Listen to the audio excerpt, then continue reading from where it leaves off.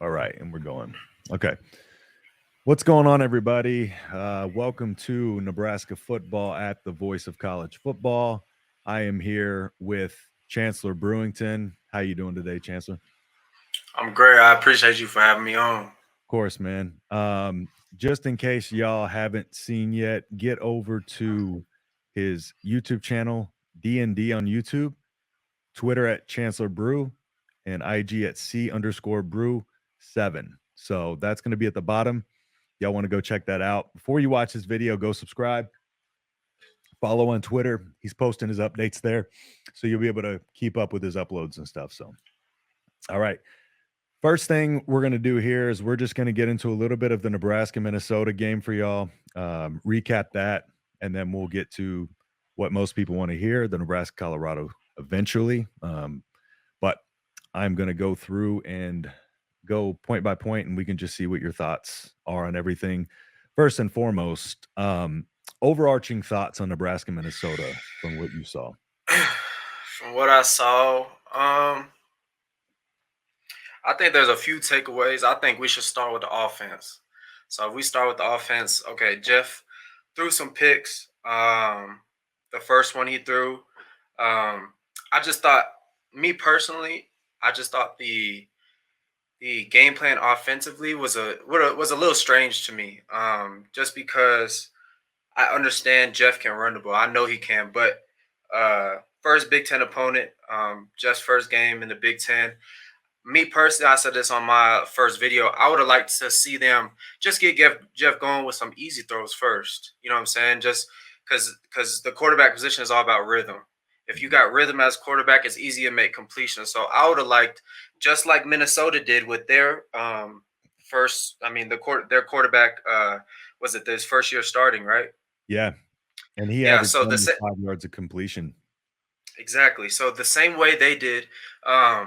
Obviously, don't lose your identity of who you are. If you want to be a downhill run team, that's perfectly fine. But when it's time, when you got a 2nd and 5 or whatever, and you're on schedule to get a first down, I personally believe that it's easier for a quarterback to uh, go throughout a whole game with a good outing if you start him early with some easy checks, easy dumps. If they're playing man, let's get a man beater in. Just some easy crossers. The things I saw was early. We didn't get Billy involved at all. Mm.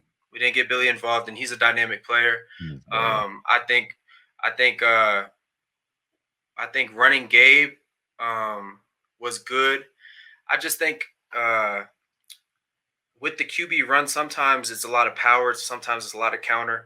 It's a bunch of it doesn't really match up with your run scheme with the running back. So the O line can't get a lot of push and they can't be dominant consistently. So I think just getting some downhill run schemes, getting Jeff going, I think that could have changed the outcome of the game. right. And to your point, Nebraska had very little amount of offensive drives because Minnesota did a very good job in the first half of controlling that. But as far as the first half goes, and I think that also hindered the rhythm a lot because when your offense isn't out on the field, only 4 or 5 drives and a half, it's really hard to find that rhythm.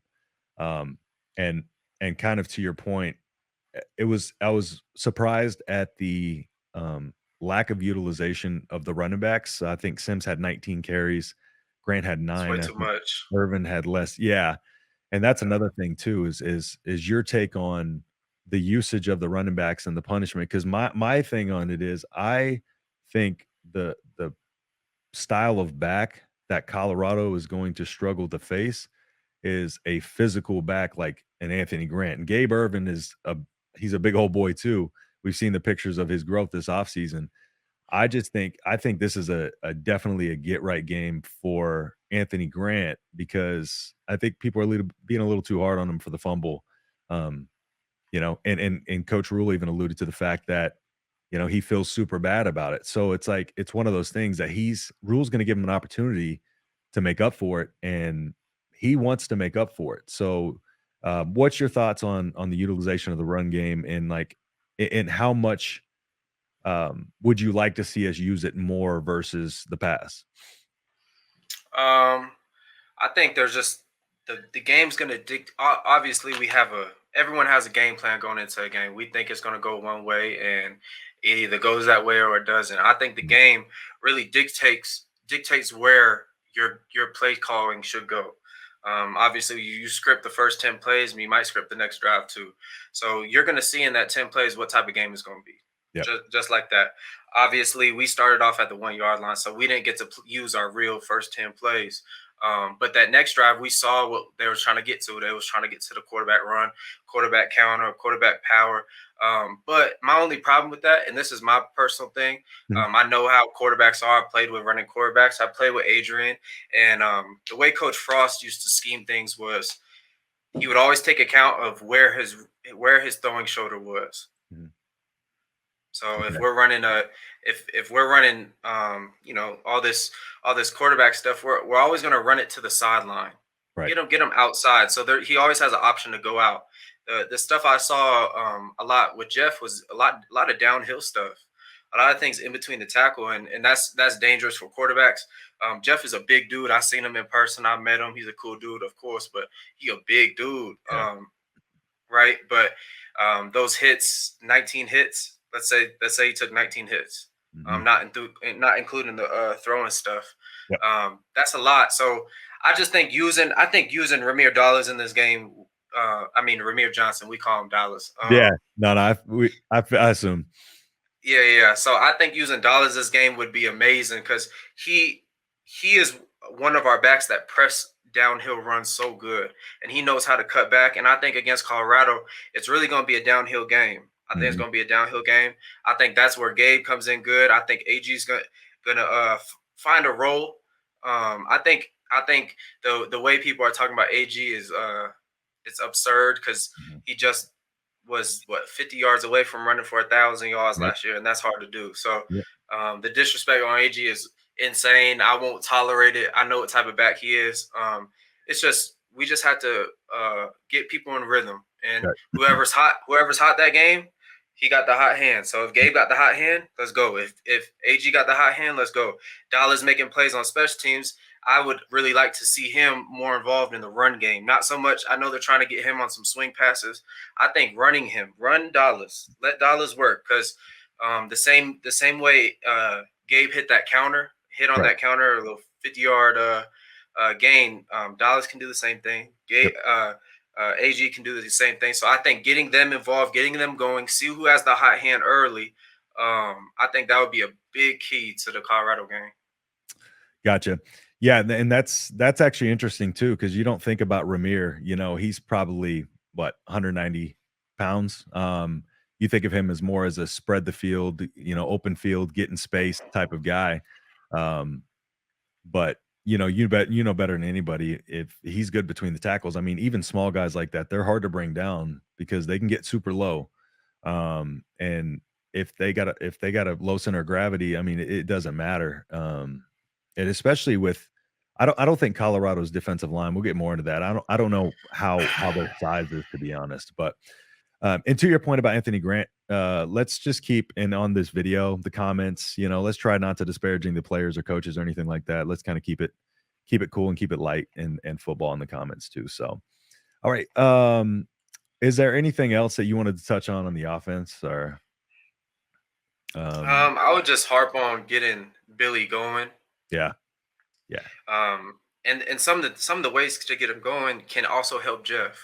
I think running him on a stick route, running him on a hitch, running him even I would like to see them do some type of motion where he ends up in the backfield. And it's kind of the way Clemson last night was working their number one. I think we can do the same thing with Billy. I just think he's a smaller target. Of course, there's no secret on that. So I think down the field stuff, we're doing a lot of they threw a deep cross to him. I think that's just a hard target to find for Jeff. So I think just shorter stuff with Billy, get him going, let him get yards after catch. That would be the big thing for me personally for the offense. Gotcha. And just like, Trey And Palmer. Oh, go ahead. and also Marcus is going to play the full game. So we're about to see a true number one receiver. Exactly. Marcus is a great receiver, so we about to see a real true number one receiver play. Yeah, because Marcus, last year Trey Palmer was, and Trey Palmer just so talented, nothing that Marcus did and stuff like that. But like Trey Palmer was the guy in the offense, and Marcus, I expect him to take a huge step this year. And like you said, him playing the full game, getting fully back in there. He got a little bit of an injury during the off season, so it was nice to see him in there and getting some action and like full game next time. And how you know, kind of like you said, that's another thing that people aren't factoring in when they compare offense last year to this year is, you don't have some of the guys we had last year. You don't have your big play guy. Trey Palmer was the stretch of field huge play guy, and Yeah. um and he was relied upon a lot in the offense. And how that's not something he has this year. And to your point, like he didn't have a one in that game that I felt like he was comfortable going to. And that is going to be just such an imperative part of going into the Colorado game. Just that alone, like you said, him being a true one and playing in that game, that's going to change the whole complexity of the offense, in my opinion, because Jeff has, he's gonna look at the one. But also, I think what they're probably and hopefully gonna do is, I'll get your take on this. What if they kind of get him a little bit more of some hot routes, and so that way it's not as much of a decision making of whether he needs to scramble or anything like that. It's just quick. If we identify pressure, get it to the hot route. You got one or two quick routes, and you try to get it to. If one's taken, you try to get it to two. If not, you just try to get some yards. And what's your take on that? I think knowing that uh, you got A Bullocks. This gonna be his second game. Alex Bullock. Yeah. We're probably gonna see Ty Han play a little bit. We're probably gonna see some newer receivers get in there and play since IGC is down. So definitely prayers to IGC. I know he tore his Yeah. ACL, so Yes, man. I reached out to him. Spirits are up, but Yes, yeah. uh, yeah. I think knowing that it's not you have to change the offense, no, but I say you simplify the pass game. I think Mhm. that also gets Jeff going. Like I said, I think Yeah. if things are simple, you don't depend on a certain receiver. Jeff's Mhm. not staring someone down like he was on that last interception Yeah. against Minnesota, where Tyler Nubin, or I think that's his name, Yeah. drove on that dig route. I think just getting him in simple concepts where he has if it's a half field read, that's a half field read. If he has a zone and man read, then he has a zone and man read. I think just getting him in simple stuff, I think that would make things a lot easier for him. But yeah, I think having Marcus, that's going to be a game changer. I think Marcus has a lot to show people on how good he is. Mhm. I think he's a really dynamic receiver who can make big plays, who can test Travis Hunter, who can go against him and win a lot of battles against him. Mhm. Yeah, that's the thing. People are saying just avoid Travis Hunter, but if you try to go into a game plan, oh, sorry. If you here, let me see if I can pause this. All right. Sorry for the edit there, guys. We had a little bit of a camera dying issue, camera battery issue, but we're back. So, um, first off, before we transition over to the defense, I wanted to give and do you prefer to go by Chance or Chancellor? Which one? It don't matter. It could be whatever you want. Okay, cool. So yeah, Chancellor, if you want to go in and tell them about your channel, the vision and everything, and just give them the lowdown of what to expect and stuff like that. Oh yeah, for sure. So my channel's called, well, it's not even my channel, it's really a group of us. It's just I'm putting the channel on my back right now and just getting things started, getting people aware of it. But the channel's called DND. It stands for delayed not denied. So it's not DND for do not disturb. It's not that. It's delayed not denied. And really what that means is, for me personally, that mean people are going to go through stuff in life. Whatever you're pursuing, sometimes it's not going to be always a clear, sunny day. Sometimes you're going to have a little trial and error. Sometimes there's going to be some tribulation. So It's all about your perspective and knowing the plans that God has for you will always prevail, and what man says won't stand. So It's awesome, man. It's a great message. And too, I'll just let you continue on that if there was yeah, anything. so on the channel, we're just doing a lot of like football analysis stuff like that. But here soon, we have probably about 10 to about 15 videos already made, and we're about to start transitioning to a little bit like more personal stuff. A lot of story times of times at Nebraska. We got a couple of vlogs. We got a just like more of life stuff. But we're still going to be doing the reaction videos to highlights. We're still going to be keeping up with the Husker stuff. We're just going to slowly start dropping in some new things on the channel.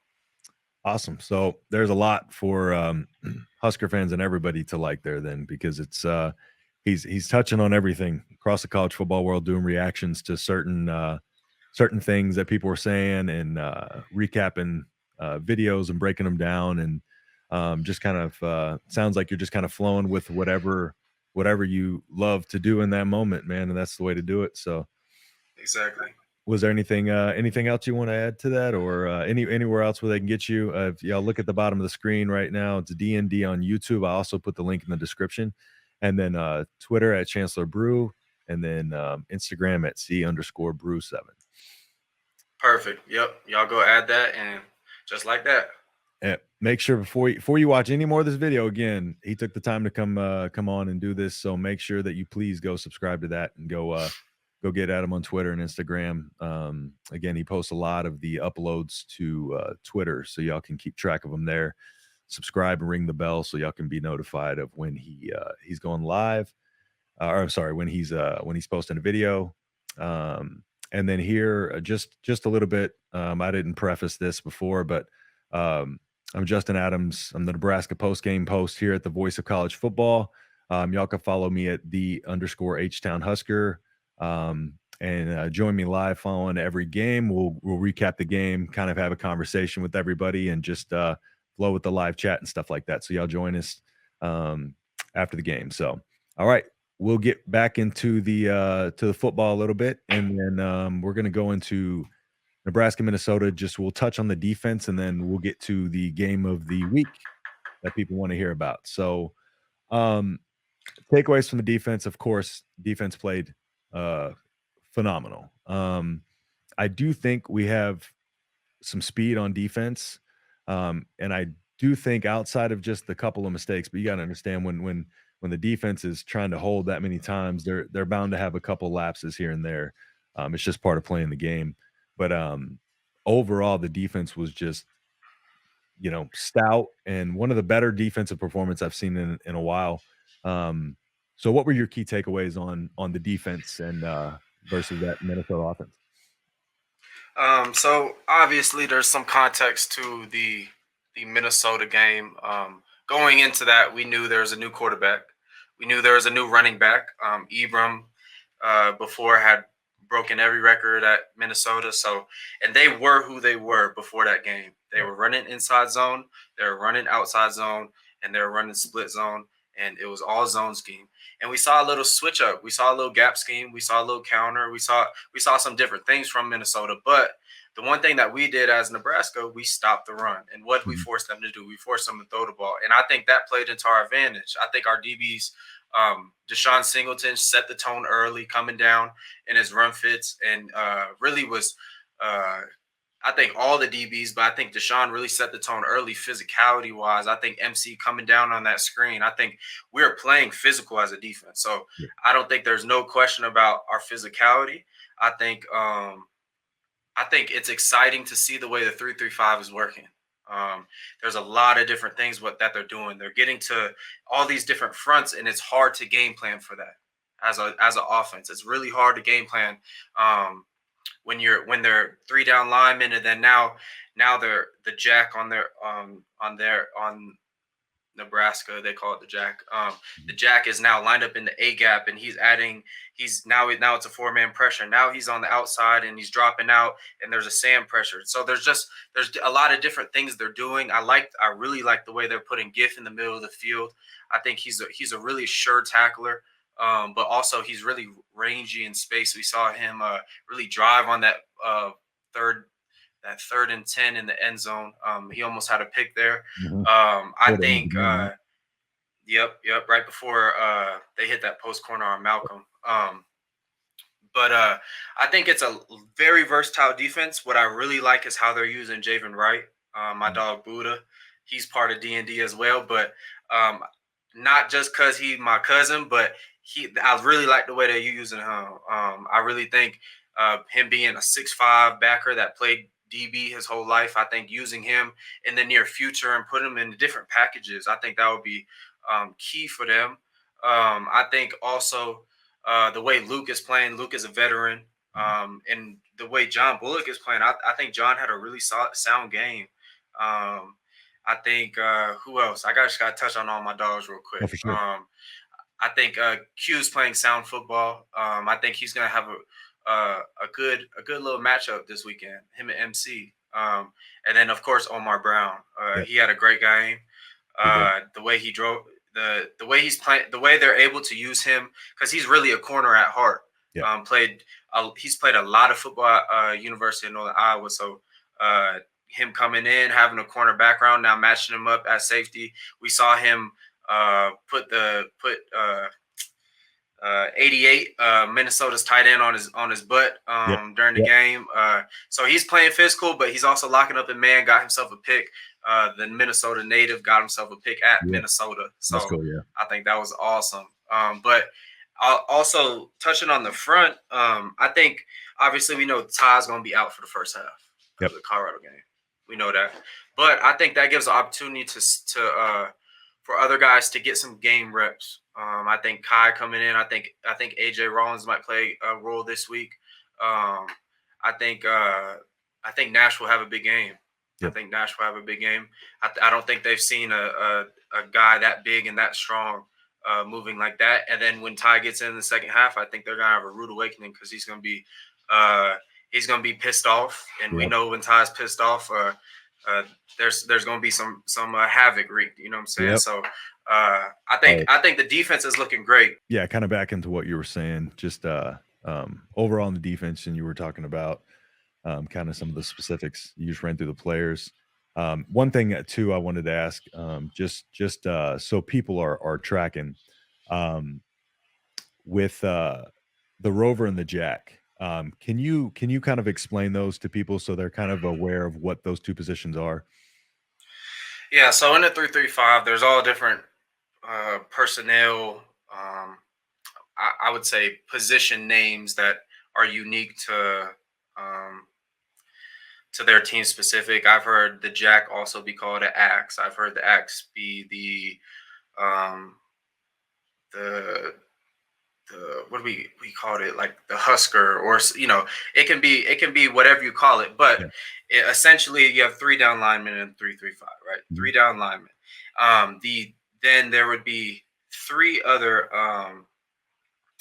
they would say a backer, and then there's the Jack, Mhm. right? So the Jack, what we call the Jack is the personnel for the Jack is Jamari, which he's been out, which he's gonna hopefully come back here soon.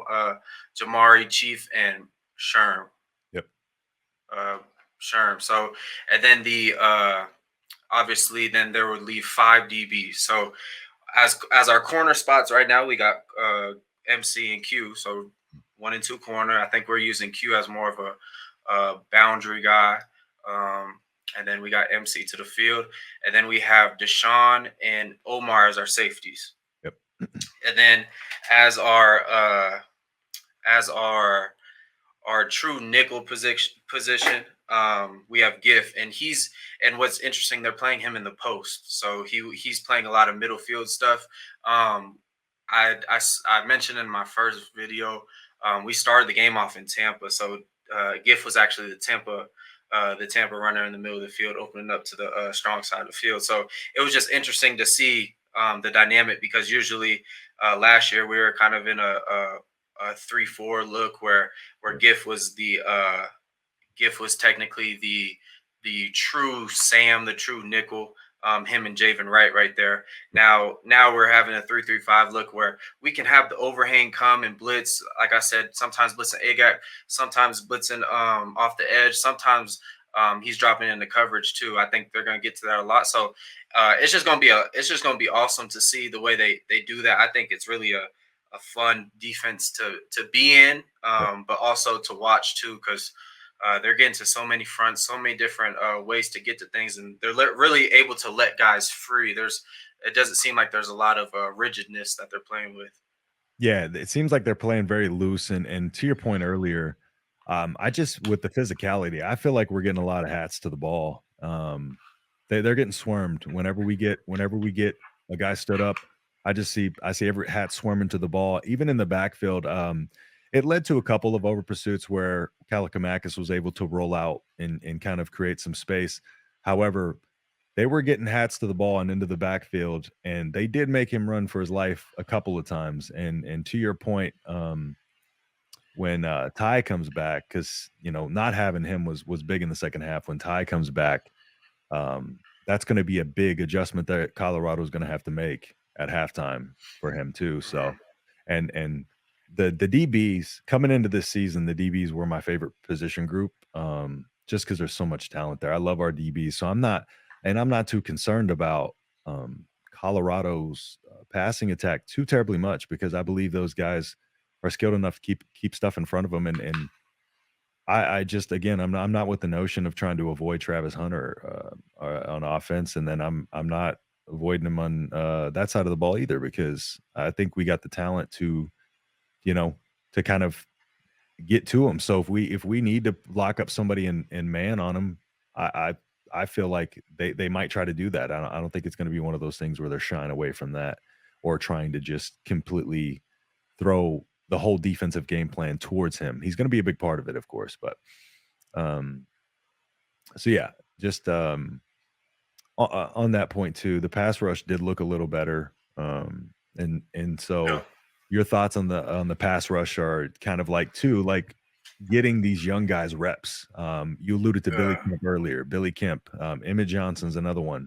I'm sorry, Emmett John. I don't know. Ramir. No, well, Emmett Johnson too. He's a true freshman, I think, right? Yeah. So Emmett Johnson, second year guy. Yeah. Yeah. Oh, second year. Yeah, because Emmett Johnson's another one too that I think could be a bit a playmaker on this offense. I think he's skilled enough to do it. I just I don't know how much they want to implement him in just yet. So, but Billy Kemp will be huge in this game. I think I do think they're going to try to get him the ball a lot, and I think they're going to try to get him in space and let him work. So yeah. Any other things that you wanted to touch on the defense? Again, it was a great performance, and to the point with the 3-3-5, and then playing loose. It's easier to play looser. Like I feel like when you're moving guys around like that, it almost feels like a little less structure because guys are able to play multiple positions. And that's fun for a defensive player to be able to kind of grow your skill set. But I mean, like Giff, they got him moving all over the field. They got some of these guys just moving everywhere. And like you said, that's hard to game plan for, especially considering that, it's new to us and there's not a lot that they have seen necessarily. I mean, they got one game of action on there. So I'm curious to see what the game plan and how the adjustments are made for Colorado, but I'm excited to see. I'm not too worried about their offense blowing up on our defense. I think our defense is going to be able to shorten the game, and I think that's going to be able to keep their offense off the field, and that's going to keep our guys just kind of, fresh, locked in, and that's going to be the key, shortening the game, in my opinion, running the football, and just trying to keep limit their offense, keep them off the field. But I think our defense, the way our defense played against Minnesota's no slouch. They were a 9-win team last year, so what they did is no small feat. People underestimate Minnesota. Minnesota's a good. They're on the 7th year under Fleck. They got structure. They're, so they have something established. And all all things considered, we probably should have won that game. So, all right, cool. Yeah, I think probably the last takeaway from the Minnesota game, I've seen a lot of people saying that the Minnesota team. They probably not going to be a good team this year. I think it's too soon to tell. I really do think it's too soon to tell. I just think you go off what get wins games in the Big Ten, what get wins games in Power Five football, Yep. and that is quarterback execution. That's all. That is the number one thing that wins games. It's not how well your defense plays. It's not if you got a good running game. If you got a good offensive line, it's how well the quarterback executes. Obviously, there's different factors that play into that. But I think Minnesota's quarterback executed very, very well. And so that's a good indication on how their team is going to look. And obviously, I think their defense is going to be for sure a top 5 defense in the Big Ten. I think maybe a top 20 defense in the nation. So they have a good defense. Their starting linebackers coming back here soon. So there's a couple key positions that they're missing on defense, and they still look sound, even though we turn the ball over to them. But yeah, Minnesota, Nebraska, a lot to learn from it. But yeah. Yeah. And to the to your point with the quarterback, I mean, you just look at the NFL MVP trophy. That is a quarterback award at this point, essentially, because that is that is the key to everything. That's the way the team runs. It's the glue. And like you said, Minnesota, their defense is very, very solid. They're a very underrated team. I think people think they're like the Minnesota of old. That team is very, very good, and they've been good for a few years. So I don't think people should look into it too much. And like you said, it's week 1. A lot of people, we tend to overreact to the only thing we've seen. It's the only thing we've seen. We've been excited for week 1. So I just think we tend to put too much emotional investment into it because it's the first game, and then everybody just kind of overreacts based on that. Even though all offseason it's been preached to us that it's going to take some time. So all right, cool. So we can, if you got nothing else on that one, we can go ahead and slide over to your thoughts on the Colorado TCU game. And again, on his channel, he broke that down with film in depth. It's very, very good. It'll help you understand a lot about the game of football. And I think that's valuable to anybody. As you watch the games, you'll be able to pick up on more stuff and be able to give a more fair assessment of the team.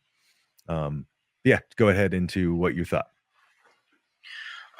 So what stuck out to me is obviously the box score. That's the first thing you look at. You see that Colorado let up 42 points. So that's off rip. So taking that into consideration, this is their first game and it was away. So they might have a different comfort level playing at home, but usually as a defense, you are who you are. Yep. You usually are who you are. If you are giving away certain stuff, that's kind of what you're going to give away. So I think looking at Colorado's defense to start off with, I think they're decent. Mm-hmm. I'm not going to say they're bad. I mean, I wouldn't comparing them to a Big Ten team is pretty crazy defensive wise. I don't think they match up with any defensive team in the Big Ten. But to look at their defense, obviously you got a playmaker in Travis Hunter. Yep. My take on how offense would perceive the game, or how offense would game plan for Travis Hunter, I don't think it would change. I don't think he's that dynamic of a playmaker or a threat. Let me put that as a threat to where I can't go to him. I can't go to that side. I think when you look at those type of players in college football history, I think you're looking at the Jalen Ramseys of college football, the where you have to know where he is on the field. Mm-hmm. I think even a Cam Taylor Britt, where you have to know where he is. Yep. Or I don't know if I want to try this guy because 5's on him. Or what's another good player? Jeff Okudah when he was at Ohio State. Mm-hmm. Yeah, that's the type of corner where I don't know if I want to try. I have to have a really good matchup for me to throw that one-on-one fade balls or one-on-one stop route, one-on-one dig to this guy. So I don't think he is that type of player yet. Or maybe he is, and that's a bad take by me, but that's my personal opinion based on what I've seen, and just he's young. Yeah. So there's a lot of growing to do. So I think there's still going to be growing pains. I think the expectations they're putting on him are a little crazy for him to uphold throughout a full year of his first year in Power 5 football. Mhm. But I don't think their DBs are very good. I heard Miles Slusher's not He's out. playing Yep. this. Yeah, so he might, or I don't know if they're playing that little game where all of a sudden he suits up and he's ready to go, because Yeah. I know people do that. Yeah. But I think just looking at all the things that TCU hit, I think everything was open. There wasn't anything where like, damn, Colorado took that away. Mhm. Pass game was open. They played a lot of man. They're playing. They're not very physical. They're not a physical group. That's not their identity, and they're not. I wouldn't say they're the best in man coverage as well. So Mhm. there's not really identity to the defense yet. I think we'll get a better look here soon, and then transitioning over to the offense. Yes, to the offense. I think Five is a dynamic player. Mhm. Horn Jr. I think he's a real dynamic player. I think he's because he plays that slot, and I think they put him outside sometimes. That will be a safety outlet for Shador to go to on third down on big plays. I think they use Travis Hunter in a way where they're going to put him on one-on-one situations and make sure it's one-on-one. Yep. So like we seen, they're going to spread him out and empty, and they're going to run a slot fade, a big box fade from him at the number 2 spot. That was the big 50-yard completion we seen on TV. Mhm. I think getting them in the low red, throwing a fade to him, which was eye-opening. It shows the type of trust they have in him. Mhm. I think also taking in consideration what defense TCU runs, if anyone knows, they run a 3-3-5. Mhm. So the type of pass concepts and the type of run actions won't change that much this upcoming week. There's going to be wrinkles. There's always going to be wrinkles. So the type of things that Colorado hit, just spreading them out, running a lot of tempo stuff, running a lot of RPO actions. I wouldn't be surprised if they run a lot of double moves off of some of the RPO actions, some of the little stop routes they're running from number 2, shutting down the big boxes. So I think there's a lot of stuff Colorado was doing. I think Dylan Edwards had a great game. Shador Sanders looked very poised, but we also have to take consideration. I don't think TCU's defense was very good. I don't think they're very good. I think they've lost a lot of players. I think they kind of transitioned into this role last year of a kind of, not, I wouldn't say a one hit wonder, but Yeah. they had a really good team. There was Let's just some. say they had a really good team. They lost And 17 of their 22 starters, by the way. exactly, that's a great point. So they're not the same team. So that's point blank. Period. They're not the same team. So that's a huge takeaway. Put that into context, because a lot of people in the media are using TCU as the runner-ups last year and all this stuff. But Yep. now that you just said that, if you take that into consideration, that is not the same team. They lost their quarterback. Yep. Even though the quarterback did play a great game, I will say that the quarterback at TCU did play a great game. Their defense ain't the same.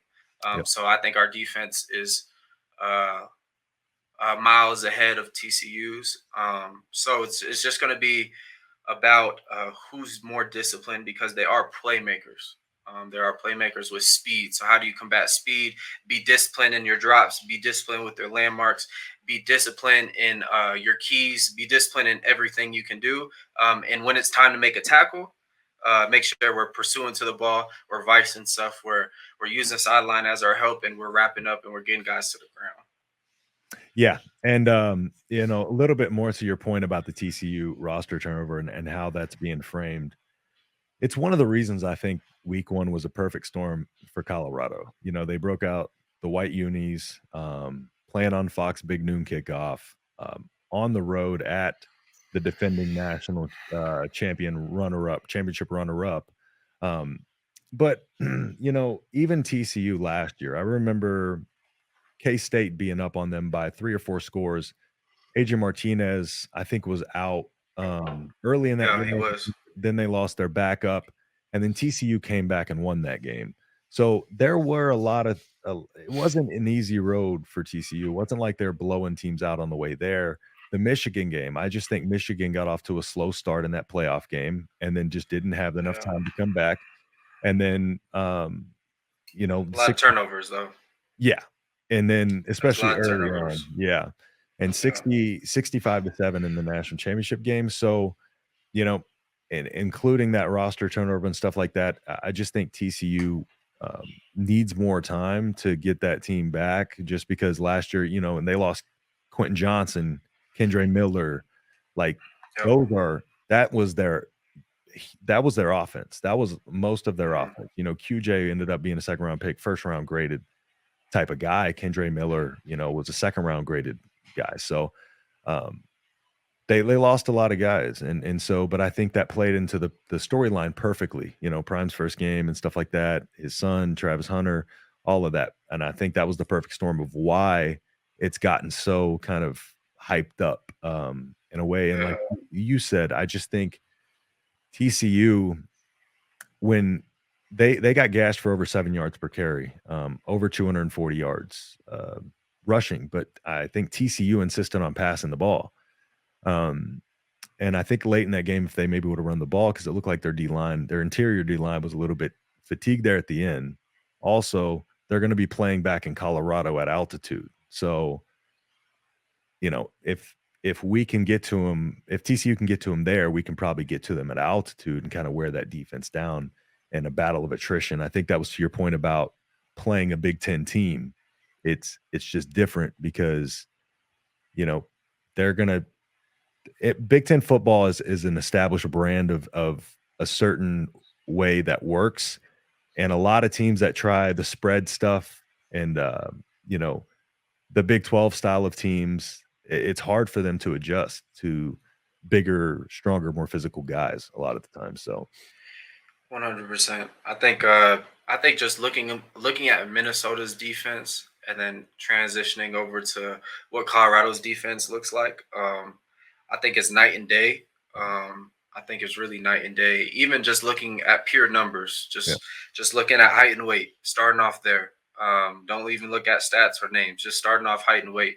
Um, I'm sure there's our O line was kind of licking their chops when they mhm, got the scouting report this week. A little lighter guys. Uh, but yeah, and I think flipping sides, I think Colorado's offensive line is not very good at all. mhm, I don't think they're very good. I think we should be able to. This should be a time where wearing Shador's face a lot, especially using our 3-3-5 to our advantage and setting pressure different ways. I think uh, being able to be versatile in a game like this will be super key because first of all, going back home, Colorado's going back home. mhm, This is Shador's first home game.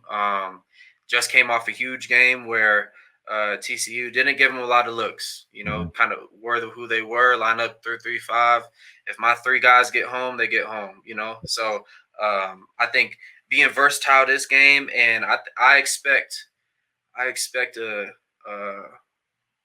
a good amount of QB hurries. I think there should be a few sacks in this game. I think there should be a handful of QB hits to let the physicality be felt at the quarterback position. Yeah. And another thing too with TCU's quarterback, he left a lot of points out there. He missed a lot of throws, and you know, the interception by Travis Hunter was just a great play by Travis Hunter. He did kind of look down that running back out of the flats, but that was just a great play. But there were some throws he missed, and he left a lot of points out there too. So that's also Yeah. something that has to be kind of thrown in there.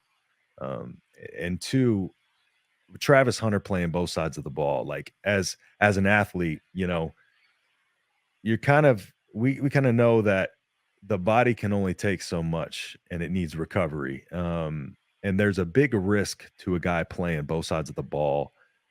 And I don't think at 160 something snaps, that's not sustainable for the entirety of the year. And I don't think Prime has the intention of making him sustain that because I don't think Prime wants his body to break down either.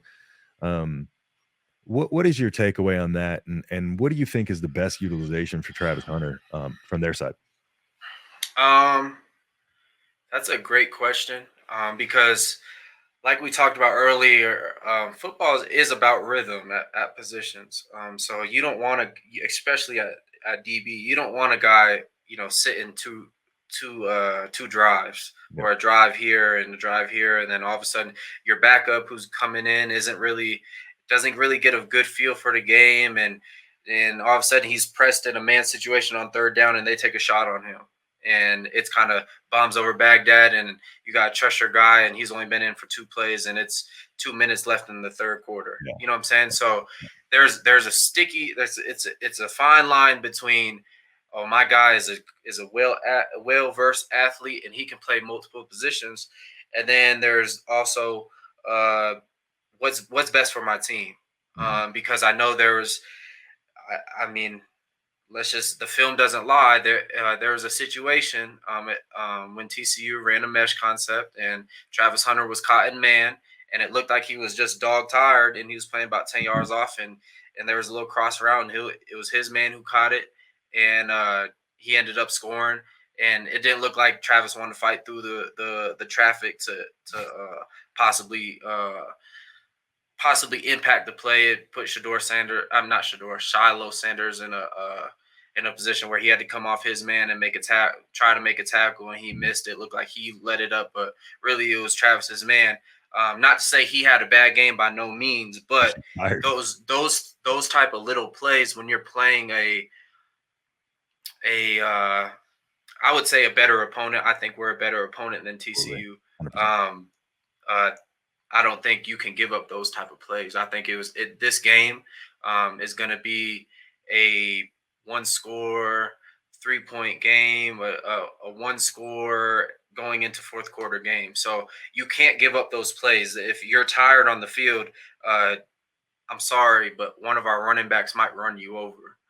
So I would love to see that by anyone, not just Travis Hunter. I would like to see our running backs be physical, but I personally don't believe that is sustainable. I think you got to choose a game plan for him, and make it something he can withhold throughout the whole season.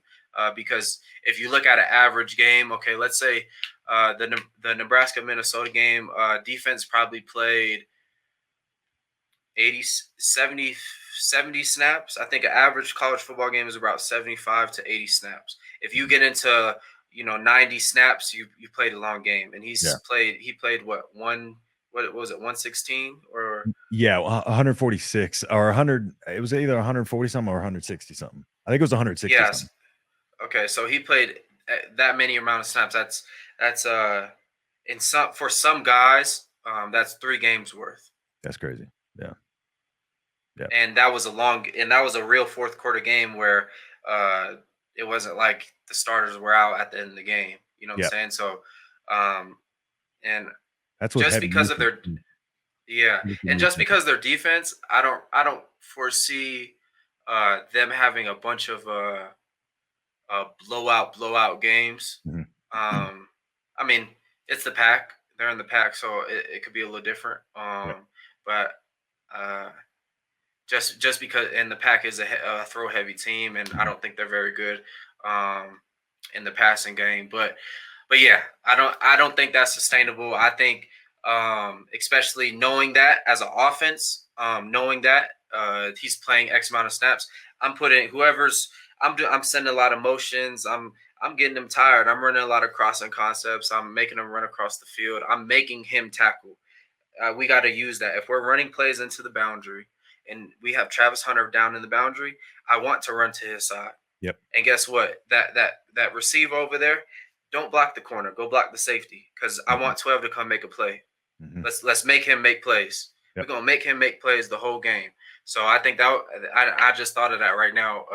I think that would be a big key. I think making Travis Hunter tackle us. If we're receivers out there and we're to the boundary side or even the field, I'm push cracking safeties. I'm letting the corner come off and make a play if Travis Hunter's over there. Yeah, and that's funny. That's funny you thought of that because my next question was going to be: is there, people are saying avoid him? Is there any strategy in just going after him and trying to wear him down? Because again, the plays that he can take off, he's going to recover on those plays, and so yeah, use him heavy. Like he's heavily going to be used in the offense, so we already know Yeah, that. yeah, But on the defense, yeah, like you said, just make him work over there, and I didn't even think about the motions and stuff. Like that's a factor that people don't think about them just even running across on the motions right before the snap, and then having to cover. It's a lot, and that is a credit too to Travis Hunter's conditioning. That is insane what he was able to do. I mean, hmm that's wild. I don't think people understand how hard that is to do. So, yeah. credit to him there. Yeah, Yeah. crazy. Yep. Um, was there, anything else on that, that you wanted to touch on? We touched on the Miles Slusher out. I will say the biggest thing that I did notice about Colorado's team is they were pretty disciplined, and their ability to answer, we can't understate their ability to punch back when TCU would punch them in the mouth, but the fact that they became ranked out of this, I think that was a perfect storm too. I think the fact that TCU dropped from where they were to number 17 in the preseason poll, alone is enough to just show how the drop off they expected was. But I don't think they were near a top 25 roster as currently assembled. So, with that being said, like I I think this was a perfect storm of them going into that playing a ranked team that really wasn't as good as people anticipate, but that got them into the rankings. And for me, this is the perfect opportunity for a get back game for Nebraska. And we'll transition over into the Nebraska preview a little bit more for the Nebraska Colorado preview. But I think this is the perfect opportunity. There's going to be a lot of eyes on us. We come out and win this game. Now we're playing a ranked opponent that I don't think really should be ranked currently. It's more of a polarization story, but I think that's the perfect opportunity. If we can go in there and we can beat them on the road, that place is going to be crazy. But I know people are saying that the home field, there are going to be Nebraska fans all in that place too. So it's not going to be like crazy just Colorado fans. There's going to be a lot of red and a lot of Husker fans in there too. It's going to be a wild atmosphere. The players are going to be fired up. They're going to have adrenaline going. And I think that's a perfect game. Like I said, for Grant, if Grant comes out there and runs for 150, none of us are worried about what he did in Minnesota game. Like everybody wants to see Anthony Grant out there on the field running the ball. Everybody wants to see Gabe Irvin out there on the field. Everybody wants to see Ramir Johnson out the field. We know all three of those guys are capable.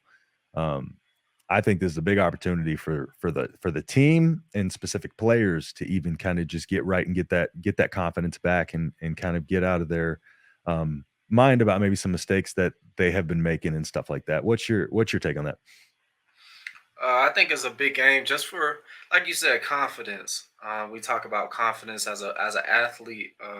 That's that's kind of all you have Yeah, at some moments. If you don't believe in yourself, and then take that even one step further as a team. If the team doesn't believe in themselves, you're kind of doomed. And obviously, a 10-13 loss in Minnesota that could do some things to a team, but not this team. Not yeah, this team. I'm confident that they gonna bounce back, and it's gonna be awesome to for guys are gonna have matchups, yep, and it's gonna be awesome. Q's gonna have a matchup. MC's gonna have a matchup.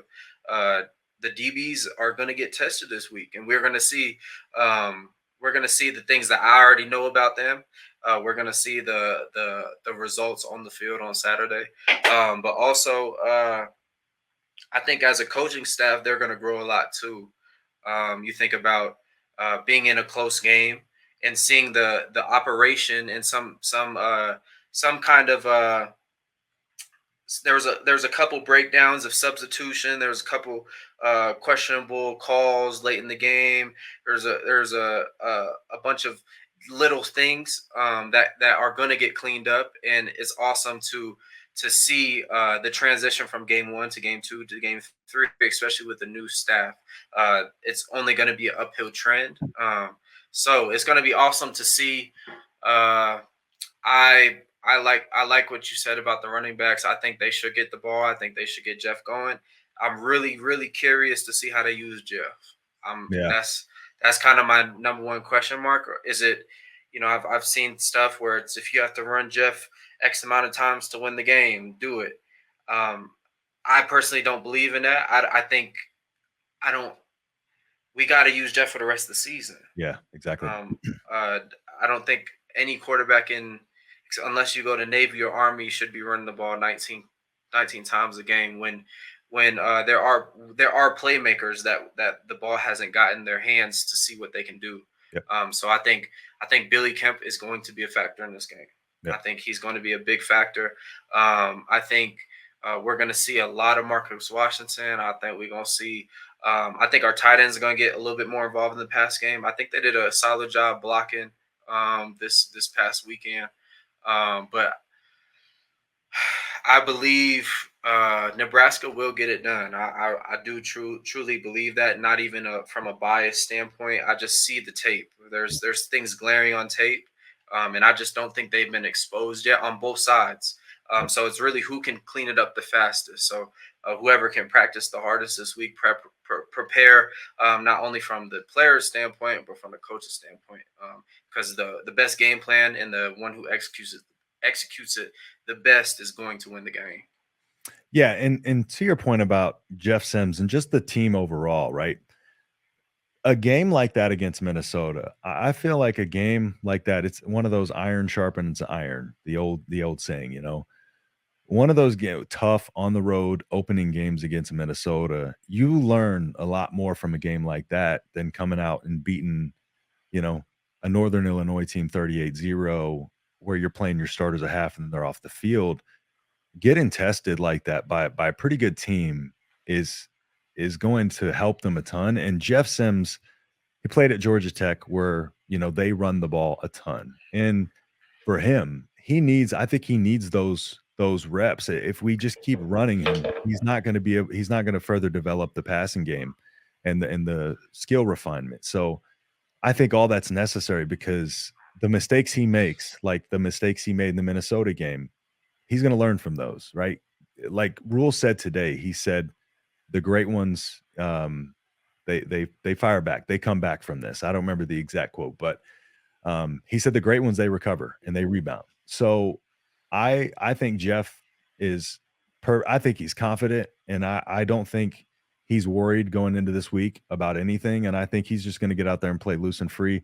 And I hope, like you said, that they keep that longevity in mind and don't try to run them too much, because while we do, we have super talented second and third quarterbacks in Harburg and Chuba, they're very inexperienced too. So you don't want it to be one of those guys just thrust out there in the middle of the season and trying to figure it out. I think Chuba got a lot of heat for that last year, but he was thrown into a hard situation. That was a tough situation to be in that he's thrown into. So yeah, just like you said, longevity with Sims is important. But as far as the entire team playing that Minnesota team, I think the whole team grew a lot in that game. And I think it's more beneficial than like I said, an easy opponent. As a player, what's your thoughts on that too? I think going through a tough game like that. Obviously, I've been through quite a few of them.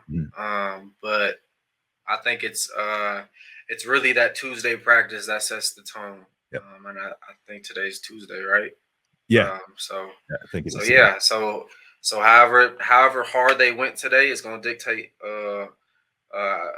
how physical and how hard they're going to play on Saturday. If they was feeling sorry for themselves, if they haven't mentally flushed the game, because mentally after a loss like that, you process it Saturday night, you watch the film on it Sunday morning, you get your lift in, and by the time you wake up on Monday morning, it's on to the next opponent. You're already getting the game plan. You're already getting the scout report. You should already know what coverages they're in. You should already have watched a couple games. You should already have studied who you're going to be going against. So by Monday morning, it's already on to Colorado. So today should have been a real physical day.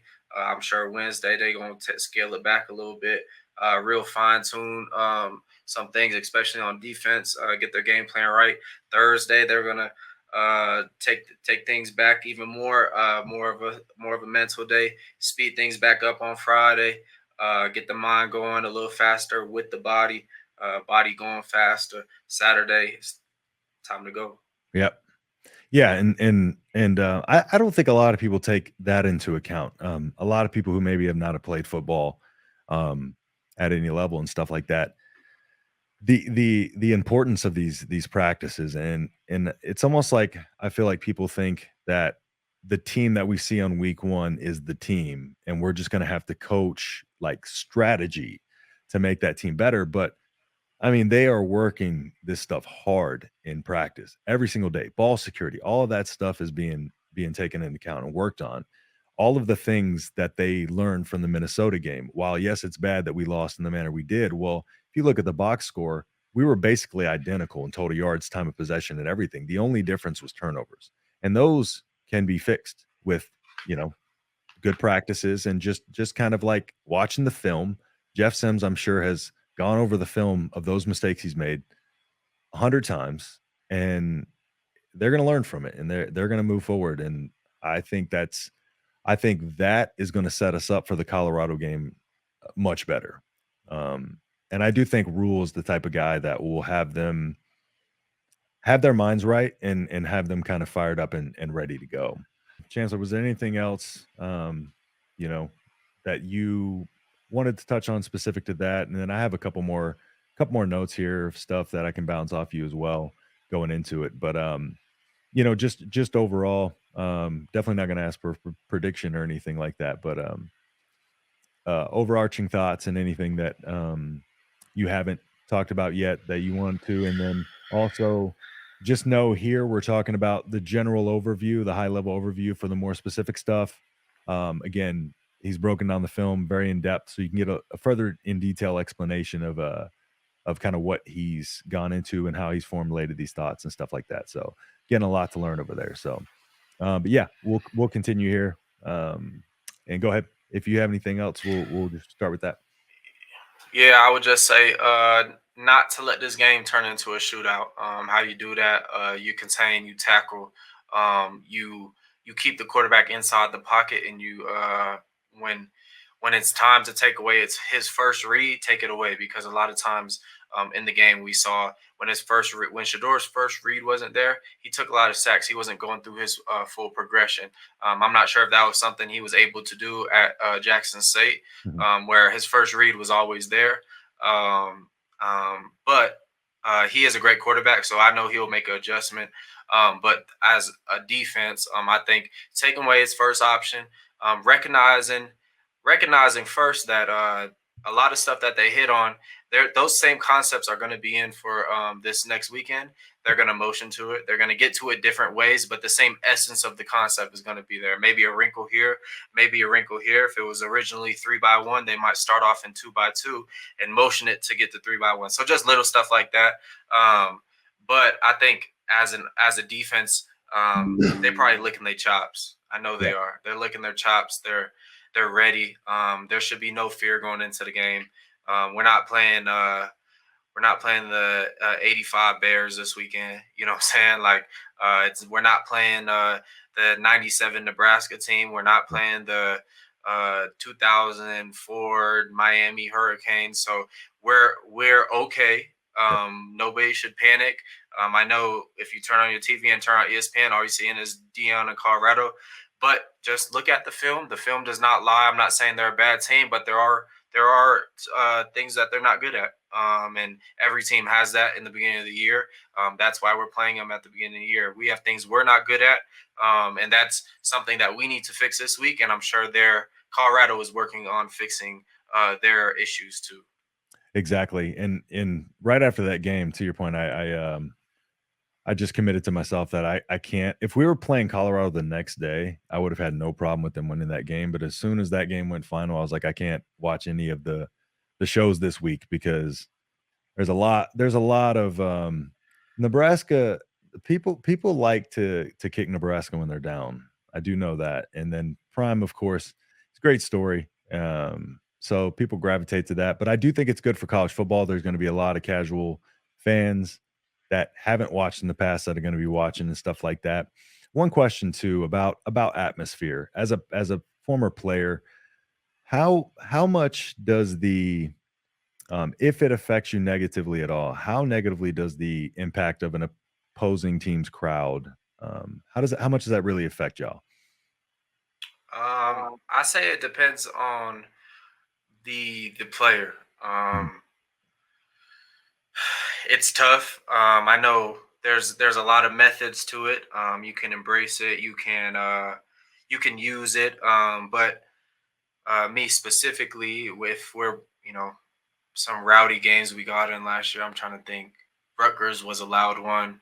Um, uh, I thought the Oklahoma few of game the would allow for Yeah, the fit. yeah, yeah. Oklahoma game was up there. When we went to the Ohio State game was one of them. I'm trying to think. The Iowa game. Yeah, So there's a bunch of games that I personally played in that they're like, oh, there's a little added something to it, right? yeah, But as a player, all you got to focus on is your job, and once you get outside of that, that's when bad things happen. So I'm sure every position coach is telling their guys, look, we know they're going to be talking mess. We know fans is going to be in your ear.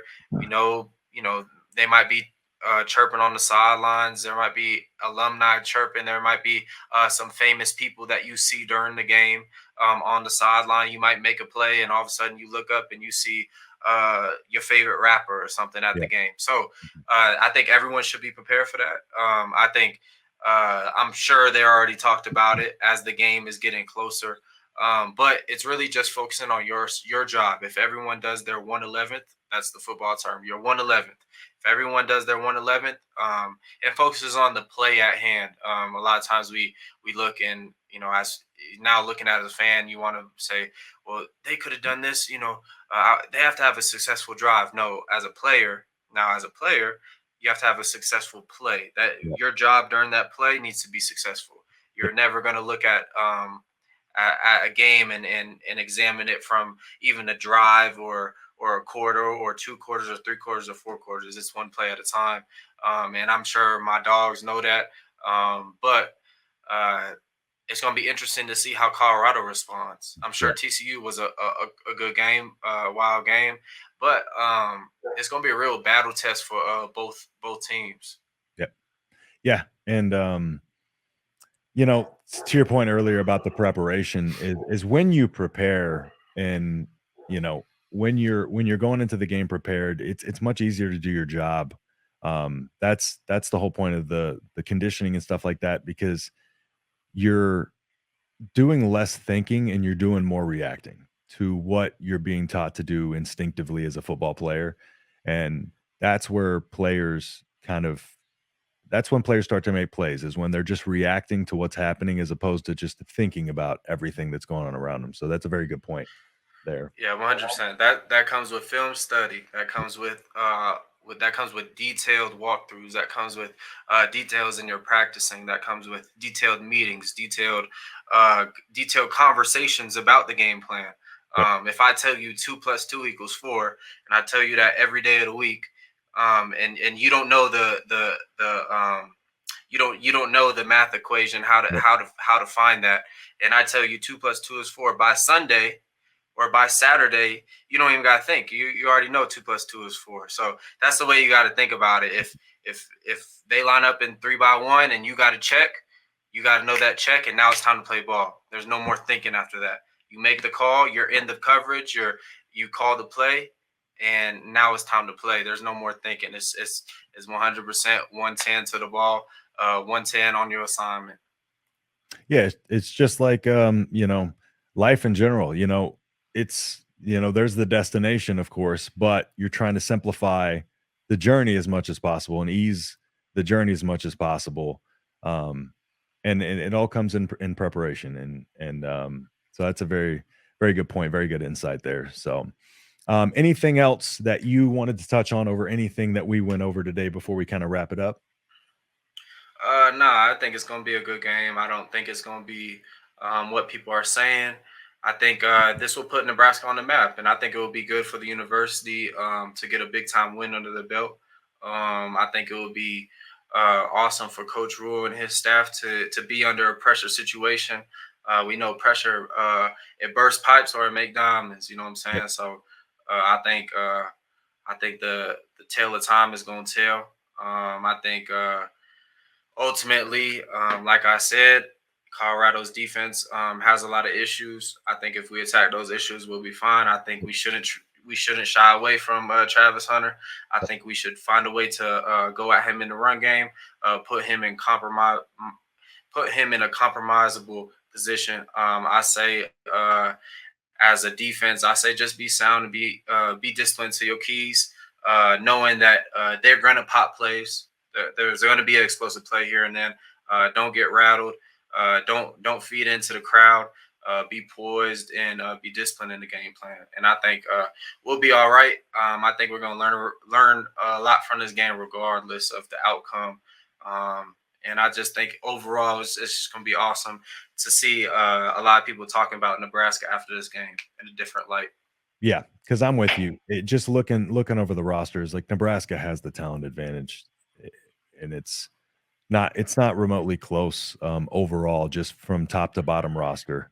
So, yeah, just Husker Nation, just relax, take a breath, stop panicking. I don't think, as people are saying, this is a terrible situation for Nebraska to go into. It's a great situation for us to go into, and it'd be a great first win for Matt Rule's era, and to get this team confidence going forward. So, Oh yeah, and I think just the last point, I just want fans out there to know that no player uh, should be, or I can say confidently that they are currently looking at the media and intimidated by no means. yeah, I think they are diving into the film. They see the film for what it is, yeah, and the film shows a lot of holes. So the media doesn't watch film. They don't. They just say Travis Hunter is the best prospect ever, and they say Shador Sanders is a first day quarterback in his Heisman first. Trophy And winner. yeah, or he's a first round draft pick in one game. So they don't. But they don't watch film. They don't break stuff down. They don't. They don't. Want to talk about the meat and the bones of football per se, but yeah, I think it's gonna be a good game. Uh, I think that it's gonna be one for the ages. I Yeah, really believe so. yep, yeah. That place is going to be rocking. It's going to be crazy. Everybody's going to be watching it. It's definitely going to be a lot of fun. So, um, you mentioned there were some other people as part of the channel. Did you want to give them a shout out on Twitter or Oh anything like yeah, that? yeah. A part of the D&D channel, Delayed Not Denied. I touched on it earlier, but we're gonna be adding a whole bunch of stuff to the channel here soon. We have my dog Buddha, Javen Wright, number 33 from Nebraska. John Goodwin, he plays for Nebraska, number 46. Baron Miles, he plays for Nebraska. Brody Tagaloa, he's hurt right now. He actually just got in a car wreck.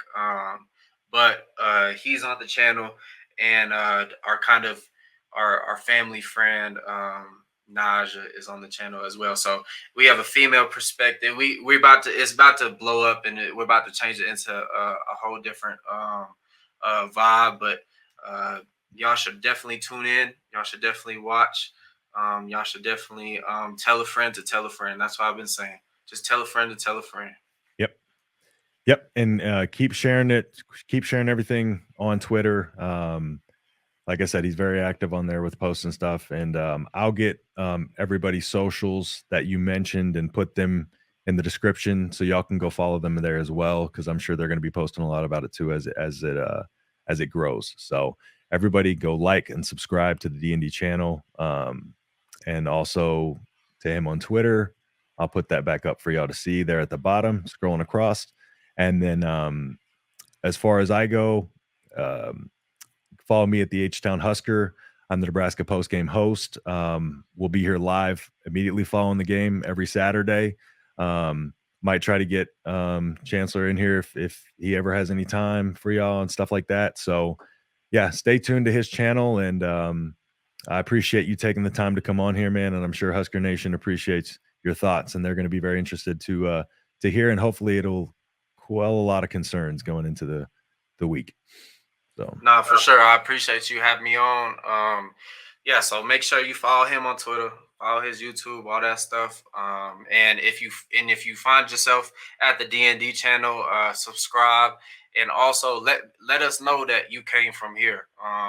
We respond to every comment. I'm sure as the channel grows, I can't keep that promise, but as of right now, we're responding to every comment. We're staying engaged. And we love the support. We appreciate it, and I appreciate you having me on.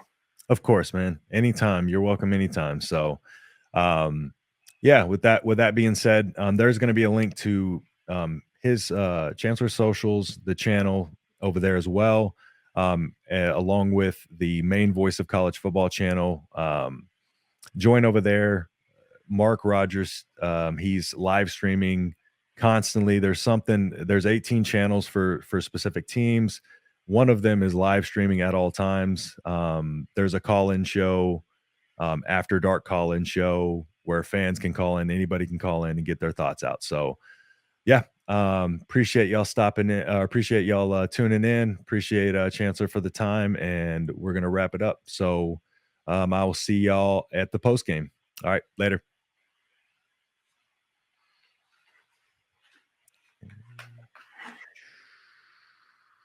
In